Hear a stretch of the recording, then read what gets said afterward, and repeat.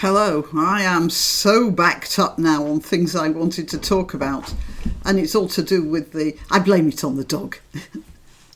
Dogs are quite useful for that sort of thing. No, this dog with a psychological problem, he needs a lot of training. It's taking up a lot of my spare time.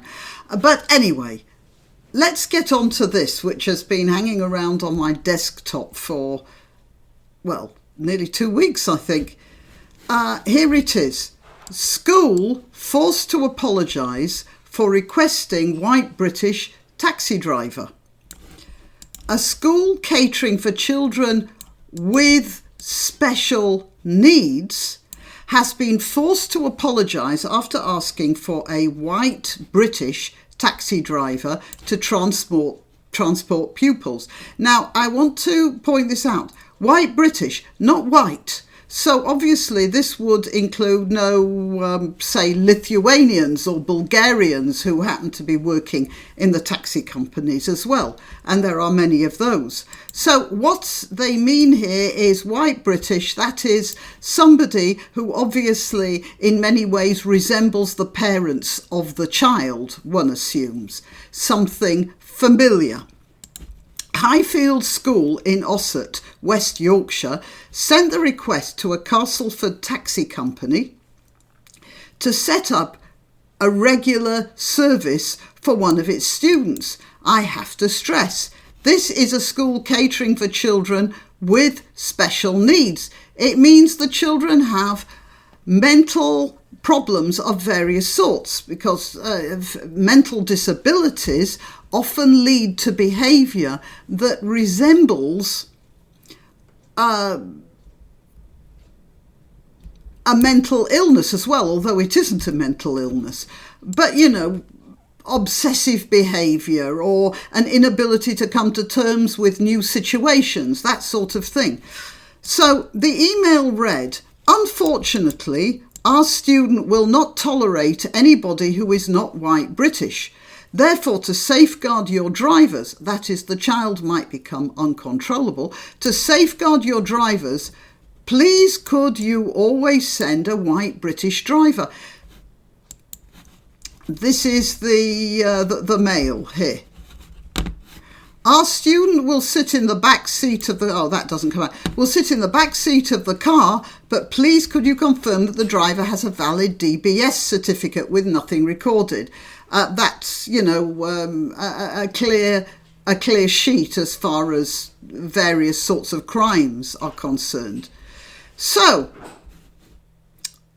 and this is the email. "I'm wanting to set up a regular taxi for one of our students," and then all the rest of it. This is all, in my opinion, perfectly reasonable. Taxi drivers at the company, who asked not to be named, were shocked at the request, which they said was borderline racist and insensitive. Now, I'm assuming here, this guy, who is Wajid Ali, I'm assuming from this that most of the taxi drivers are Asians, Pakistanis,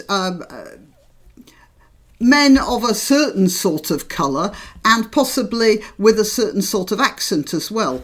And they are definitely not what this school was classifying as white British. Now, a spokesman for the firm said, "When I received that letter, I was shocked because it came from a school where they're supposed to be teaching about equality and diversity, and that's what we're supposed to be teaching the next generation. Yet no. This is a school for children with special needs. You're teaching them to walk upright and chew gum at the same time. You're not teaching them about diversity. A lot of these kids will have trouble supporting themselves independently their entire lives. They have to learn some basic stuff like how to negotiate a strange and surreal world that they frequently don't entirely understand.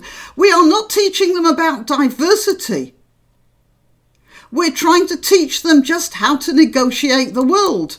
Maybe at some time in the future, when this child has enough confidence to get around, maybe then that child will start to learn how to accept people of different colours with different accents. but not at the moment. If that school made that sort of a request, it's obvious that this child needs special treatment. How could you be shocked at that? You understand, this is a child. But this is a situation where, again, we're seeing the needs of a certain community in this country. Their needs, their sensitivities, trump the actual needs of children that are white British. That's what's going on here. This child can't handle people who look different from his parents, and he's likely to become uncontrollable. So what's going to happen is this. It doesn't say so here, but I know this is what's going to happen. You're going to put this kid in a car with a driver who doesn't look white British. The kid is going to start to act erratically. And so to stop that happening, a teacher will have to go with the child. So that means that a teacher or some sort of a paid assistant will have to get in the taxi with the child, pay for that taxi journey, and then pay for the taxi journey back. That's more expense for the school. The funding for the school comes out of the public purse. So basically, the public purse is paying for these guys not to be offended because a mentally deficient child with social problems can't handle the way they look. Is that right? Well, I would say not. Ali, I suppose this guy, said that in his 14 years as a taxi driver, this is the first time anything like this has happened, and feels they have been discriminated against. Yes, they have. And now they are discriminating against the child with the problems. So his feelings of discrimination trump that child's mental health. Is that right? He said, we consider ourselves as professional taxi. Well, you're not being professional. You're being very unprofessional, actually. You're being hysterical. As professional taxi drivers, and certainly I would never judge my customers on their ethnicity. Yeah, but you are supposed to be of normal intelligence. Although from the way you're acting, I'd say you're not. It doesn't look like that to me. It's borderline racist. No, it's being sensitive to somebody who has serious problems which are going to make his life miserable for the rest of his life, which may be many years. Because it's not nice to have mental incapacity of any sort. The world is a difficult enough place for people of normal intelligence, never mind people who have educational difficulties and social difficulties and possibly all sorts of other difficulties as well. We were born in this country and we're just people trying to provide a paying service and look after our families. Yeah, fine. And you're born in this country, you should have some tolerance for people who have these problems. Now let's look at it this way. Mr. Ali, if a lady from your community, a modest lady, wants to get in a taxi and says, do you mind, I would prefer a lady driver, would you say she's being sexist there? Would anybody make a fuss about that? I rather think not. If a lady passenger asks for a lady driver, is she insulting all men? Well, yes, she is. But if that's the way she feels, I'm quite sure that you, Mr. Ali, would not argue with it. You just say, well, this woman is being modest. She's sticking to the Muslim laws that say a woman can't be in an enclosed space with a man not her relative.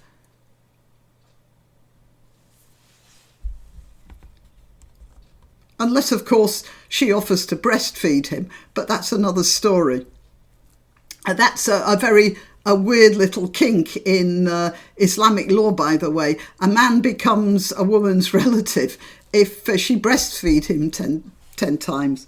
But that's, we're getting off subject here. Okay, Peter Marshall, executive head teacher of Highfield School, said, "We fully acknowledge that the email sent by the school was wholly inappropriate and we apologise for any offence that was." No, you were trying to protect one of your more fragile pupils, Mr. Marshall.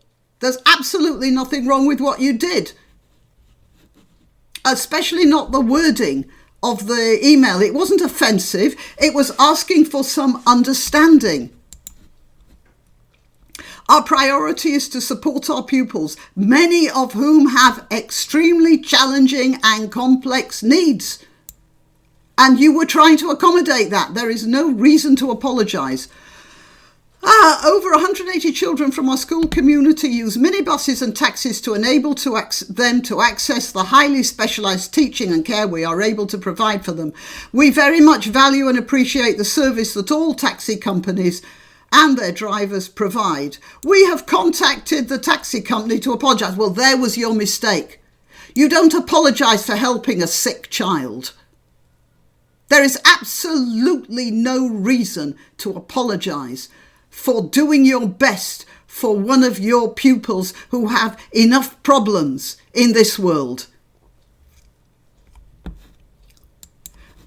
We've contacted the town to apologise and explain the challenges and needs faced by the pupil the request related to.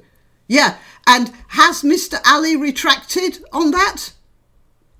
I don't think so. Again, because we have got into this mindset where we apologise and the Muslim community takes offence. That seems to be the standard thing. No, this is not a situation for apology. I can understand Mr. Ali not feeling good about it. I can understand that. And he has every right to think, oh, this is not nice. But he also has every obligation to understand what this school is doing. And since this child obviously is used to his parents and feels more comfortable in the company of people who resemble his parents, both racially and in the accent in which they speak, then that's what you've got to do. There's nothing wrong with that. And Mr. Ali and all your taxi drivers, have some pity. The mercy that you're always talking about in your religion. Have some mercy here for a child like that. Or for the British taxpayer, because that child is now going to have to get more expensive in his needs. And we're all paying for that, including you, Mr. Ali, if you pay taxes, and I assume you do. Okay, that's me finished for the time being. Thanks for listening. Please like and subscribe, and if you wish to donate, click the subscribe star link where you can make a one-off payment or set up a regular contribution, or I have a PayPal account at grannyopteryx@gmail.com. Till next time.